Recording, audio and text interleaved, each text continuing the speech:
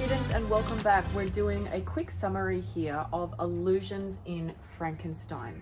So I'm going to cover 4 big allusions in the text that you could possibly use for your writing. First up, what is an allusion? You might hear the phrase, "Oh, she was alluding to something." So in that sentence, it definitely hints at the definition. We are alluding to something else. So an author, when they're using an allusion, they are referring to another text or a cultural reference or a historical reference, etc. Usually an allusion will fly straight over your head if you don't know the text or idea that's being alluded to. This is why I find that when I was watching The Simpsons as a kid, I missed a lot of the jokes that were in that show because they were alluding to other texts that I didn't know yet. So a daily example of an allusion might be, do you have any Einsteins in your physics class? I'm alluding obviously to Albert Einstein. Or you might say that a guy who's being really romantic, you could say, oh, he's being a real Romeo.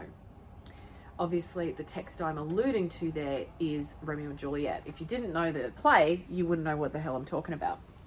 So Mary Shelley, she's brought in a lot of things that she's inspired by, and she has smushed them all into the novel, and it's really important that we can pull these big ones out so that your writing can be even better. Let's start with Prometheus. So if we look at the big allusion that is in the title of the novel, so before we've even started this novel, Mary Shelley has put a huge allusion in the title. So the full title is Frankenstein or the Modern Prometheus. Why did she do this? She is alluding to the Greek myth of Prometheus, who was a Titan god of fire. So just some basics on this is that Prometheus, apparently the god of forethought as well, which is interesting because Victor is certainly lacking in forethought. He was supposedly designed humans from clay in his image. And the biggest stuff up that he made was that he stole fire to give to mankind.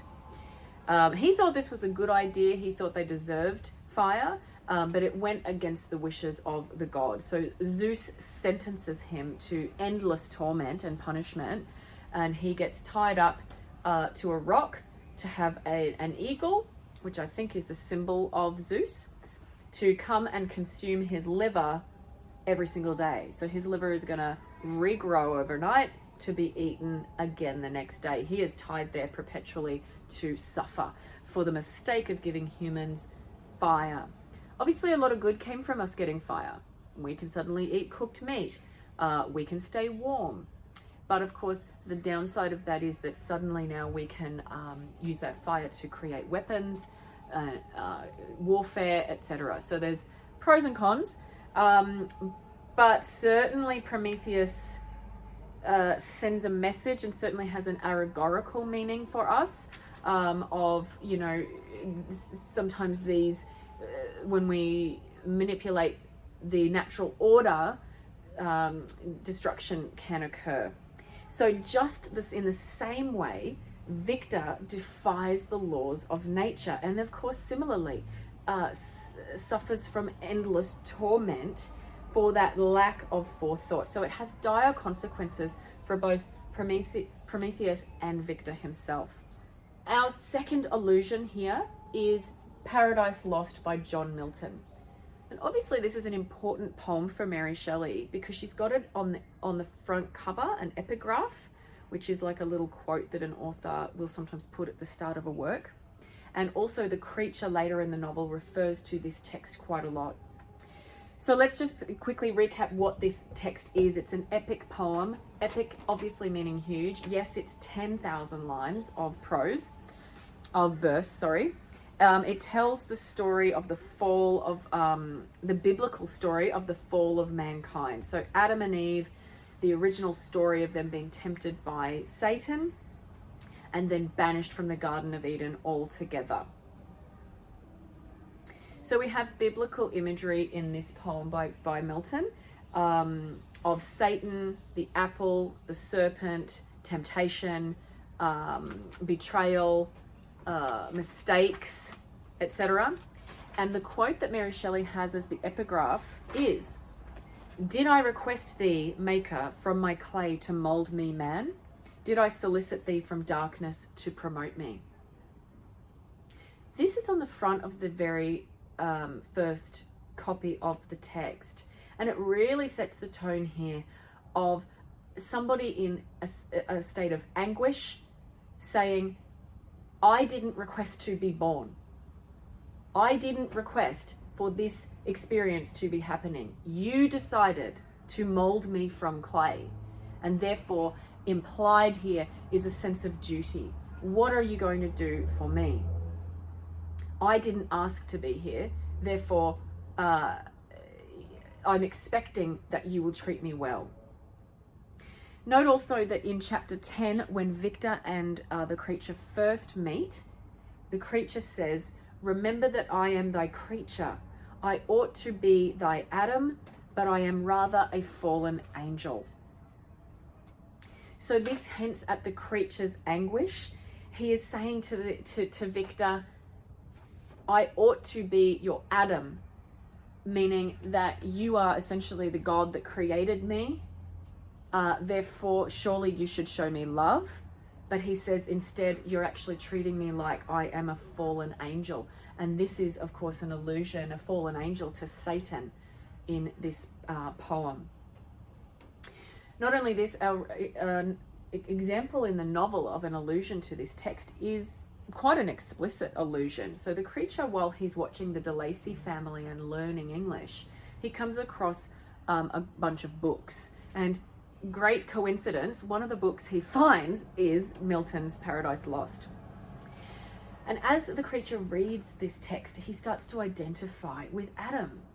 So he says, like Adam, I was apparently united by no link to any other being in existence. So the creature sees a similar experience between himself and Adam. But the difference is this: he says that Adam is happy and prosperous, whereas the creature describes himself as wretched, helpless, and alone. And he even points out that even Satan had his companions.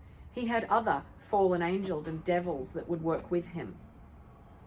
Not only this, to make the creature's situation even worse, is that he has, quote, no Eve to soothe his sorrows and share his thoughts, which he, of course, demands of Victor. He demands a companion. And Victor does not go through with that deal to give him a companion. Whereas we know from the poem and the biblical allusions that God does create Eve. So Adam does get his companion, unlike the creature who's left with nothing. Our third allusion in the novel is an allusion to Samuel Coleridge's poem, Rime of the Ancient Mariner. Again, this is another quite long poem, and he is a romantic writer. And this is a poem about a mariner who is traveling to the Antarctic on a ship with a large crew. Quite treacherous waters. This is at a time when a lot of explorers were trying to find the northwest passage up in the North Pole to find the most effective trade route. So really dangerous territory to be in, and uncharted waters, literally. So all of the men are on the boat, and the mariner decides to shoot with a bow and arrow an albatross that had been landing on the ship. And the crew actually believed that the albatross was a good omen. So the mariner shooting it comes out of nowhere, is really distressing to the crew, and actually leads them to be cursed. So the winds stop blowing, they're parched, their mouths are, their tongues are baked black, there's water everywhere, and not a drop to drink. So because the mariner shot the albatross, the men subsequently become doomed out there on this ship. They drift into strange waters. Death turns up. The crew drop dead on the boat. However, their eyes stay open, staring straight at the mariner.